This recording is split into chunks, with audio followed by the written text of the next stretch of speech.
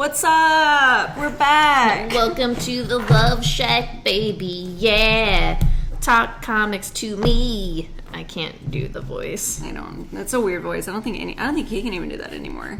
Love Shack, baby. I can do that one. Yeah, that's good. Love Shack, baby. Right? Yeah. Close? Yeah, that's close. Okay. I'm Champ Champenstein. I'm Heather Chadfield.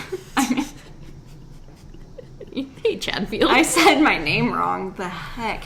We're here to talk about comics. We're talking about comics from Last week. So the 11th? No, the 12th? Yes. Someday in August. It would have been the 13th. Okay. No, the 12th. It was the 12th. Yeah, because 7 and and 9. And the 13th was last Friday. Yes. Because it was Friday the 13th. Yes. Okay. So yeah, we're here to talk about comics. We might just blow through this because Heather's supposed to do anniversary stuff or something. Look, I'm tired. And what about our anniversary? I told you happy anniversary. Anyway, go ahead. Okay. Wait. Actually, I'm gonna start because I have way more shit than you this week. That's fair. So I have Rorschach. This is issue number 11. Damn, that's almost done. Yeah, one more issue. Which, I mean, I think if you remember at issue 4, I said I was done. Foolish. This is a story where about halfway through I was I'm pretty sure I know what's happening.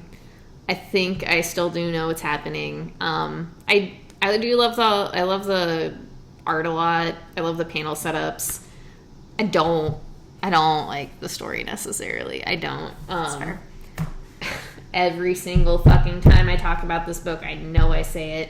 No need for it to be a Rorschach book at all. It's not necessary. Not necessary. I don't have much else.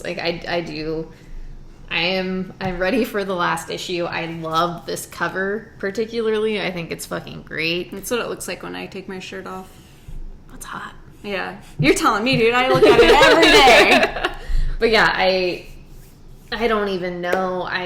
I suppose somebody would like this book, but it's not me. Yeah. That cover is really good. Yeah. On a side note. Yeah. And I think a lot of the covers are really good. And yeah. I think the one thing I was saying about this book, sorry, god damn it. I know I wasn't supposed to do this. But the other thing I was saying about this book the other night when I was talking to other nerds was I really like the craft of this book. I love certain issues. I love that interrogation issue where you could read it 3 different ways or however many different ways. I love the different ways this book has been put together. That's fair. Yeah. It's just not been interesting. Yeah. So it's there's glimpses of ooh, I like that. I like this. Which I think has been the thing with some Tom King books where yeah. No. That's how I feel about the 2 Tom King books that I'm reading right now. There are parts of it that I really enjoy, but as a whole it's was this necessary? Was it needed? Why? Yeah. It's I don't know. Authors who write 1,000 books. Yeah. James Patterson for he writes everything. Every single book that's ever been written was done by James Patterson. It's can you stop writing a book, James Patterson? Okay. Another James Patterson book. This is Enter the House of Slaughter. I wanted to talk about this book. It's a free comic book day book, but I loved it. But it's getting you ready for the House of Slaughter little mini series they're about to do, and it goes back to when Erica is first going to the city that she's going to. I can't remember, so that doesn't matter right now. So it starts at the very beginning, but you're seeing her counterparts perspective and the things he has to deal with at the St. George's house and how him as the head of House of Slaughter he's having to deal with the repercussions of what Erica is choosing to do, and how and I think that this has been this was the interesting part. I'm sorry, I'm slipping up on my words. Was the fact that right now you're doing that backstory of who Erica is. So you're kind of getting to know her a little bit deeper and how she got to the place she's at. Right. It's an origin story. Yeah. That yeah, what I'm reading right now. And then this is kind of just okay, I get why she's making these decisions. And I'm also I love this character. I can't remember his name right now, of course. But it's just really interesting. I don't know. I really love this book. I cannot, like, once again, suggest it enough. It's so good. It's so good. And I think, honestly, I'll be interested to see, like, what the House of Slaughter does. But I feel like it could be something you could easily pick up as well without having to, like, go back. Because I think if this does a great job of just being like, oh, okay, like, even if you hadn't read that first story arc, like, oh, this is interesting. Like, I'm not sure what's going on, but this is cool. Okay. But, I don't know, maybe personal opinion, because I like it so much. It's fair. I mean, all of this is a personal opinion. So. Yeah. This is just opinion. None of this really matters. But that's all I have to say. I'm sorry. Okay. I have Batman Urban Legends. This is issue number 6. This is the last one of, oh my god, the Red Hood story, the Tim Drake story, and then there's a couple solo stories in here where I think it's just the one, and it leads into other ones. There's a big reveal in here. Apparently it was a big reveal. I thought it was something that had been public information this entire time, but I was wrong. It was just my opinion. That was how I portrayed the character. I feel like in everybody else's opinion too, but... Yeah, but it's something that is confirmed in here. This was a really good end to the Red Hood story. I thought it was very, very good. So I think that you should at least read that. Okay. So okay. No, I didn't. I'm going to leave it here for Champ to read. I mean, like I said, I thought I had waited, but I probably was just like, it's time. Like, 'cause that book is $7. Yeah. I think that's probably what was, like, my big determining factor. Because I was like, I'm only reading, like, 2 stories out of it, and it's $7. It's, yeah, that's true. The reason it was worth it for me is because I did read all of them, and I was. It's $7.99. Okay. Yeah. It's $7.99. I mean, it's worth it. Like, it's, like, it has, like, I was just only reading half the content. Yeah, right. So for you, it wasn't, like, worth spending that money since you weren't going to be... Yeah, I get it. I've been reading every single one, even if I don't know what the story or the characters are about or anything like that. I've been reading them just because, like, I like the way everything is done in here. Whatever, stupid. No, it's not stupid. People are gay. I just wasn't reading it all because I was, like... There was so many other things that we were reading, like... I mean, I still haven't cut down, but I feel like I feel like I've cut down, but there's like 15 books a week for a minute. I feel like you didn't bring all the books you read last week. No, I did. This was it. I don't believe you. This was literally it. You are a liar. This was it. 'Cause I did not spend very much money last week. But go ahead. We're ready? Yes, we're ready. Right. This is Silver Coin. This is issue number 5. This is the last issue of this little... group of people? Yeah, I say this group of stories. It's not like really a story arc. It's kind of a, like we've said before, if you've listened and heard us talk about Silver Coin, it's a little horror story about a silver coin. Who would have believed it?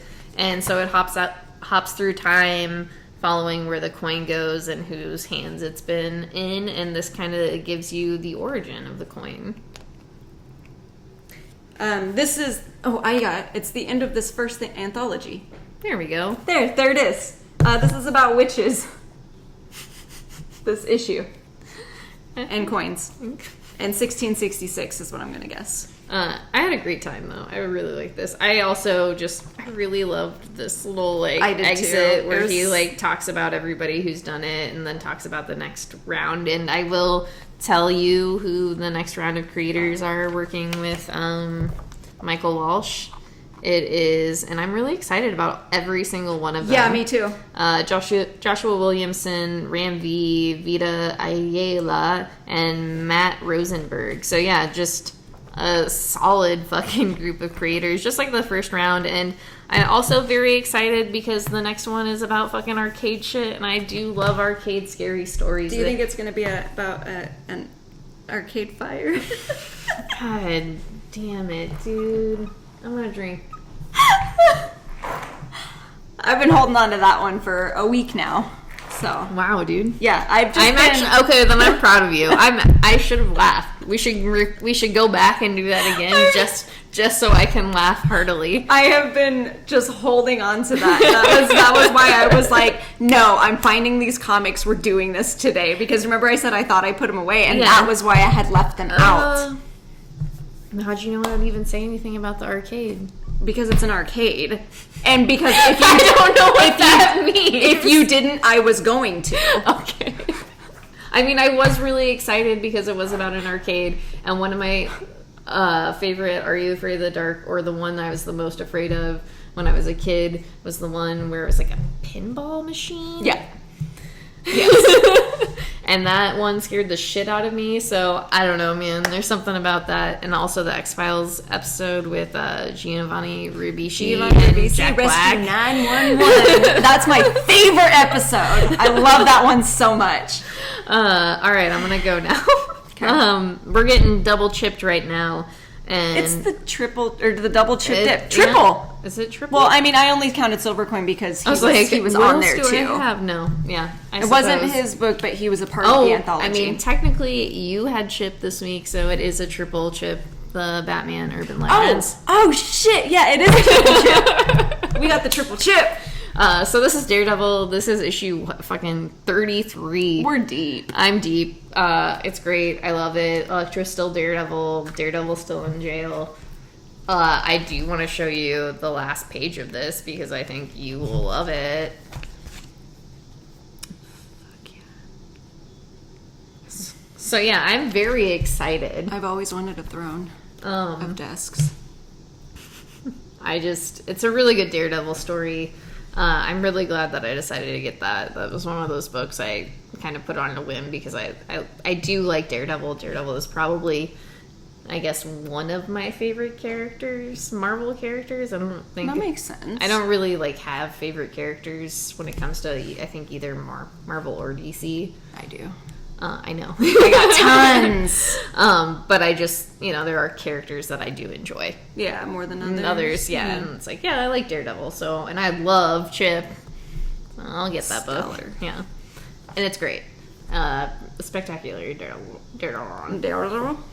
This is Spider-Man, Spider's Shadow, issue number 5. This is the last issue of this particular What If story. And I like the ending. I will say again, I'm sorry, I just really don't like the colors. I like the art, but I don't like the colors, and that's totally fine. And I think as a whole, I did really like the book. I don't know. I don't have a lot to say, just because Spider-Man is Spider-Man. And I feel like any kind of Spider-Man story is just like the same but different, and I feel like this is the same but different. I had fun. Right. It was good. I don't know. There's nothing else I can say. It's just a classic What If. Yeah, it's a What If story, and it's 5 issues. So I'm hoping that it does do the thing that Chip said, and they do more What If stories. Mm-hmm. So I'll be interested in that. I hope they're not all Spider-Man based. God, I know, because I wanted to read it, but I've never really read a Spider-Man book before. I don't really. Not that I haven't read it, but I've just never really been like, oh, a Spider-Man book, I'm going to read it. Mm-hmm. Never once has that happened to me in my life. I feel like I always read Spider-Man books, or try to read Spider-Man books, and I'm like, oh yeah, because I like this character. Mm-hmm. And I don't know if it is that I like this character as much as it's like a character that everybody loves, that I'm like, I should also like this character. Yeah, I've never been able to. But I don't, I read these stories, and I don't necessarily, I think Ultimate Spider-Man. And also, I was much younger then, and I wasn't really reading any other comics. So I was like, Ultimate Spider-Man, cool, I love this. And I don't know if it is that case. I don't know if I do really like Spider-Man that much. Maybe it's just the writers. Yeah, I mean, that's fair. And it's I love Chip, but it's still Spider-Man. I don't know. Besides his one, Spider-Man 311, I think it is. Mm-hmm. From Omaha. Damn it, too. Maybe that's why I said 311. His last issue of Spectacular Spider-Man, so fucking good. That issue made me cry. I've never cried at a Spider-Man comic, so I don't know. I don't know what it was about that particular issue. But yeah, whatever. Doesn't matter. Oh well. Talk about gay shit. Yeah, gay shit. So this is Marvel Voices Pride. This actually is just a second printing. The first one came out months ago, but we were during Pride Month, right? Yeah, we were shorted, or we had damages. I can't remember. We didn't get any of our A covers. We did not get any of our A covers, and so no one got them. But I went ahead and ordered the second printing just because look how cute that cover is. I just thought it was adorable. I didn't read it though. Thanks, Diamond, by the way. Yeah, I just never got around to reading it because it came so late that I didn't lose interest. I wasn't in the right mood to read it. I felt like I kind of missed out because I really wanted to read it during Pride Month. I know there's no rhyme or reason to that. That doesn't make any sense. And I am going to read it. It was just, I was kind of bitter. I was very bitter that it came out so late. But I am happy that I got this cover because, again, this is a very cute cover. And I mean, it was, once again, all Diamond's fault. And it was $10. So, yeah, that, god damn it, Marvel. Yeah. Stupid. And for me, like, I feel like so many people talked about all of the, missteps of that book online that I was like, I don't want to read this. Yeah. I did not pay attention to that at all because I don't care about other people's opinions unless it's legitimate. Like, I know that sounds stupid. No, that's fine. But, like, a lot of people's opinions are just their feelings getting hurt. And I feel like if they have nothing to do with the situations in the book, then I don't want to, I don't care. Yeah, I mean, all the things I saw were legitimate. Legit? Yeah.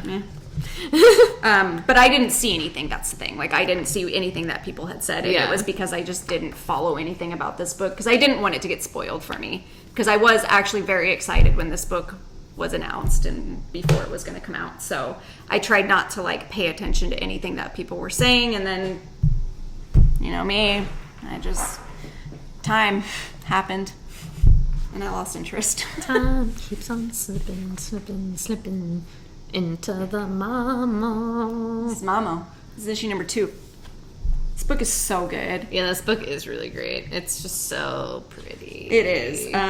So they discover what is happening around the town, and then now they decide to work together to cleanse the town of this evil that is happening. Yeah. I guess. To without spoiling anything, because I feel like so many people need to read this book because it's it's beautiful, and I think it's one of those books that I don't think a lot of people will approach because it is a boombox book, and I don't know. I don't understand how you could pick up this issue and not flip through it and not grab it, but that's just because the art is so astounding that I'd be like, yeah, I'm gonna fucking take this home.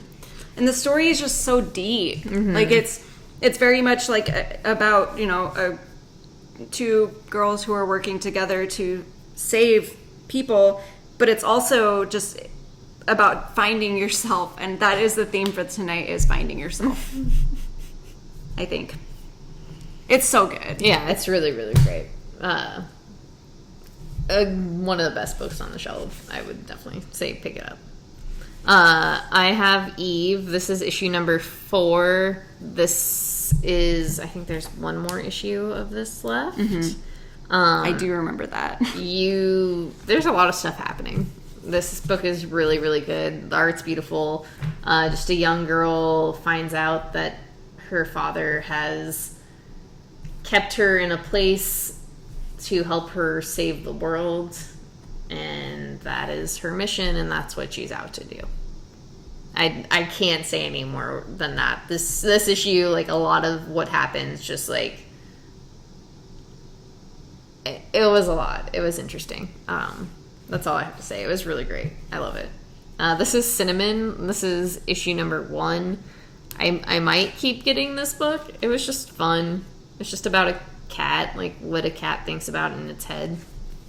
That's really it. I can't even imagine. Just fun. Was it from the point of view of Bellamy? I mean, probably. Who was just chaotic as hell? Yeah, no, yes. That's no, that's how Bellamy sees himself. Absolutely, then. Oh yeah. my god. It was really. Oh my god, the art is so cute. Yeah, no, the art is cute. The colors are good. It's a lot of fun. Like I said, it was a book where I was like, I don't know why I ended up ordering this, but I do now. Like I said, I'll probably add it to my profile because it was just enjoyable. I go.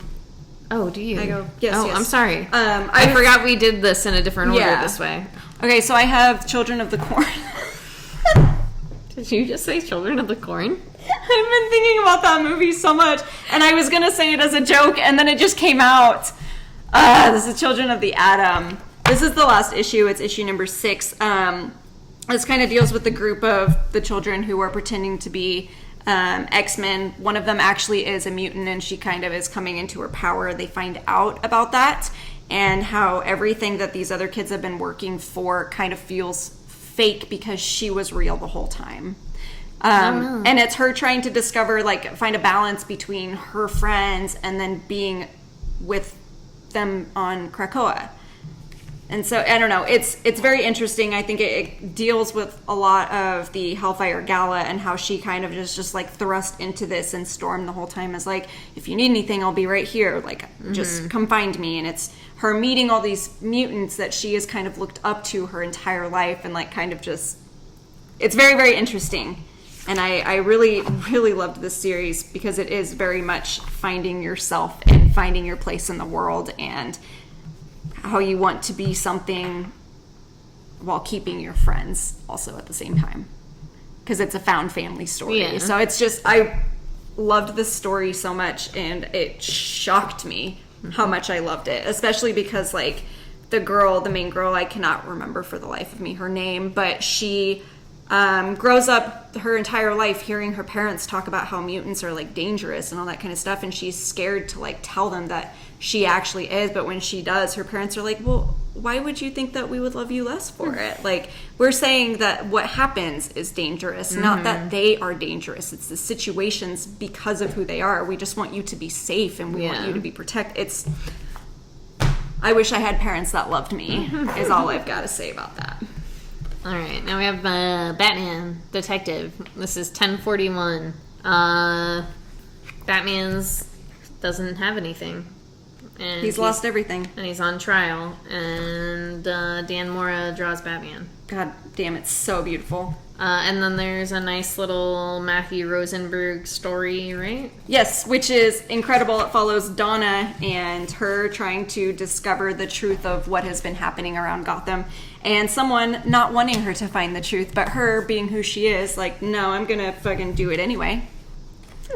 It's fantastic. This little story was just awesome. Yeah, no, I loved really it. liked it. And the big reveal at the end I thought was really funny. Yeah, it was a good time. Yeah, I see you got my note. I loved it.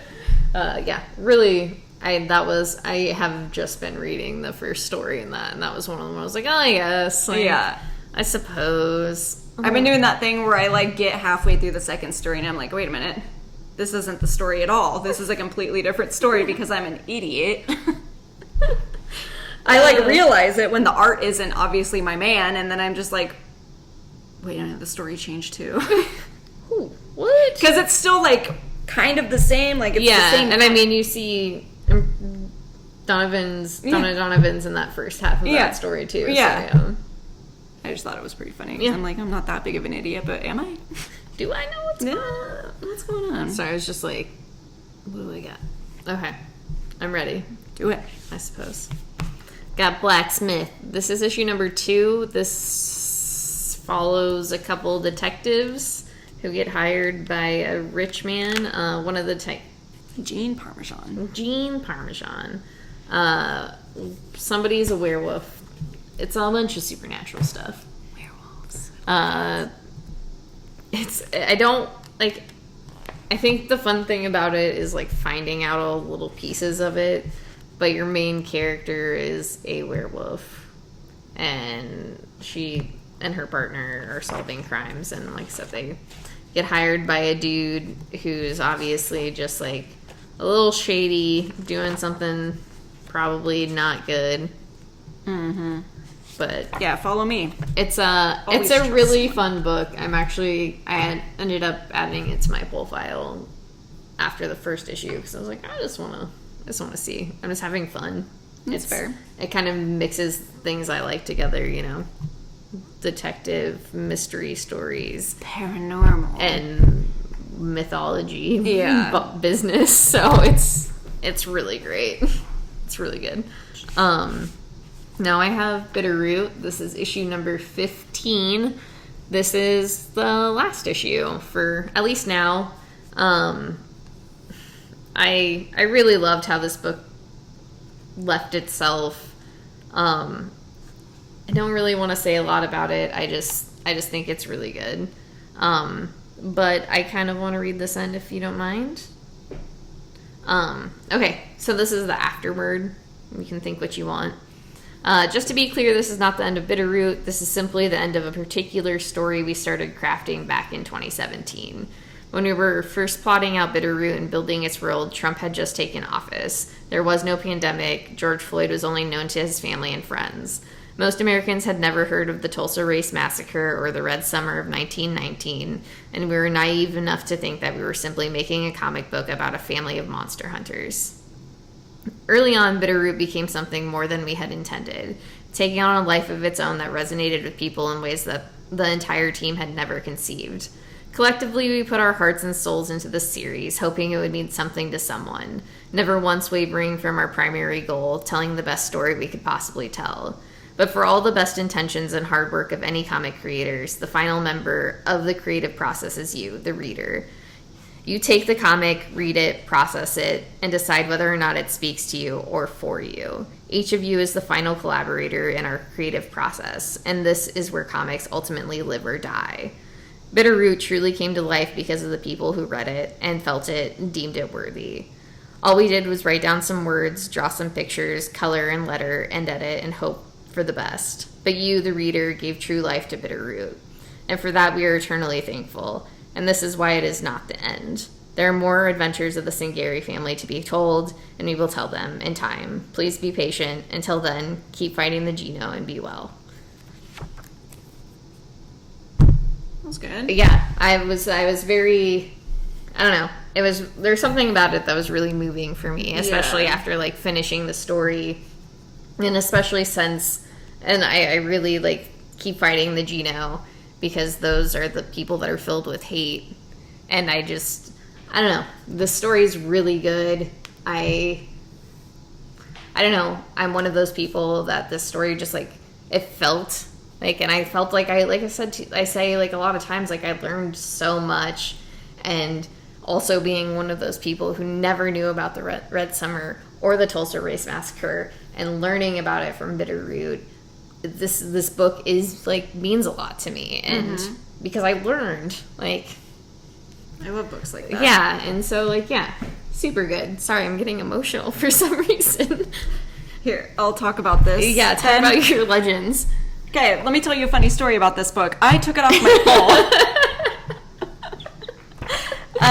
So I got issues 1 through 4. I did not get issue 5 because I took it off my pole. And then for some reason, issue 6 came in for me. So I didn't read this because I was angry. I didn't read this out of principle because I took this off my pole. I actually really enjoyed all the other ones that I read. I couldn't keep up with it because each one is kind of what happens in between certain stories that have already been told. And they were stories that I'd never read. So I didn't feel like I needed to be reading these because I have no idea what's going on in them. All right, we're getting there. We're getting there, and it's like getting weirdly dark in here. As always, we're getting to that point. I'm going to have to get Chris to put in some better lights here. This is the 6 sidekicks of Trigger Keaton. This is issue number 3. Just the sidekicks trying to figure out Trigger Keaton's murder. Kind of coming across other sidekicks issue by issue, forming a team, if you will. And in this team, they get an adult woman who's really great at fighting. Okay. This one. I like I've said before, I really enjoyed this because it's just a lot of fun. And I'm into some dumb fun. We love dumb fun. And we love dumb fun. Dumb action fun. Okay. You want me to go? Okay. Oh, God. Yeah, this is the last one. Okay. I have X-Force. This is issue number 22. This is obviously after the events of the Hellfire Gala. The X-Force kind of discover who infiltrated them and what is happening, so they are going to the source of the problem to X-Force it out. That sounds about right. It was pretty good. I really do like X-Force as a story, but mostly because of the art, because there's some pages where I'm just like... the art in that book is phenomenal. It's really, really good. But yeah, it's that's... still Joshua Cassara? No. Okay. It is someone new. I can't think of what his name is. Robert Gill. Okay. Yes. But yeah, it's beautiful. It's good. Just a real good X-Men story, which I do think that is one of them that I am keeping on. I think I'm going to take off Marauders. It's okay, you can say it louder. Marauders. I think I'm going to take off Marauders. There you go. All right. I have House of Horizons. This is issue number 4. This is a Sarah Jewell mystery. Just a supernatural mystery story. I've talked about this book a lot, so if you've listened, you've heard it. If not, I don't know what else to tell you. It's Clue. It's Clue, but supernatural. Yeah. And just a really cool lady detective. Look at the shadows on our faces. We look creepy. All right, so with that... Clearly we're done. With that, we have ended. As always, thank you for listening. Go support your local libraries. I did that backwards. Do it. Support all local books, local books. Support your local comic book shop. Take care of your friends. Wear a mask. I look like the cover of that Queen album. See? We have to go. We'll can't. see you later on the flippity flip. Let us know if we look like the Queen cover. Yeah, tell me.